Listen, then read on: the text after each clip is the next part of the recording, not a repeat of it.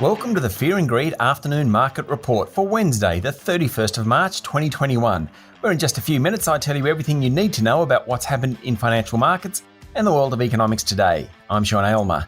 The S&P ASX 200 closed up 0.8% today to 6,791 points, though earlier in the day it was up almost 2%.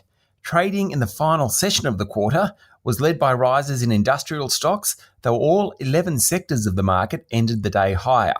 The best of the large caps was Toll Road Group Transurban, up 2.6% after news yesterday that it was close to restarting the Westgate project in Melbourne. Gaming manufacturer Aristocrat Leisure was up more than 2%, while Macquarie Group, Coles and Woolworths all closed at least 1.5% higher. Telstra fell almost 1% after its stellar run in recent sessions.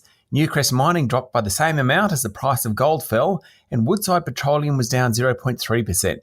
Among the top 200 stocks, retailer Harvey Norman was the worst performer, down 3.7%. As I mentioned, it was the end of the quarter, and for the 3 months, the bourse ended up 3.1%, led higher by the banks and Telstra. There wasn't much corporate news around today as we head into the Easter break.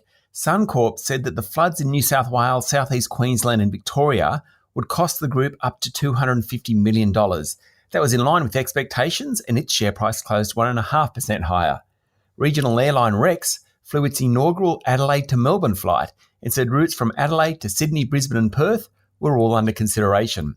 And non-bank financial lender Latitude Financial, the LGE money, will attempt for a third time to list on the ASX. A prospectus lodged this morning valued the company at $2.6 billion, well down from the $4 billion it was valued at back in 2018. In economic news, building approval surged by nearly 22% in February, following a 19% dip the previous month. The result was far above expectations, and house approvals are now up 58% over a year ago, while unit approvals are 49% higher. Much of the demand for new houses has come from the government's home builder cash incentive, which ends in 2 weeks' time. Reserve Bank monthly credit data shows total credit growth rose by just 0.2% in February and was 1.6% higher over the year. Housing was the strongest driver of credit, and particularly owner-occupied finance. And finally, the National Australia Bank Online Retail Sales Index rose slightly during February, with 4 of 8 categories recording growth, though both groceries and homewares went backwards. Just recapping Wall Street, the S&P 500 and Dow Jones Industrial Average both closed down 0.3% this morning, while the tech-heavy Nasdaq finished 0.1% lower. Investors on Wall Street are awaiting details of President Joe Biden's $3 trillion spending and taxing package expected tomorrow morning. Finally, the Aussie dollar is buying a touch under 76 US cents.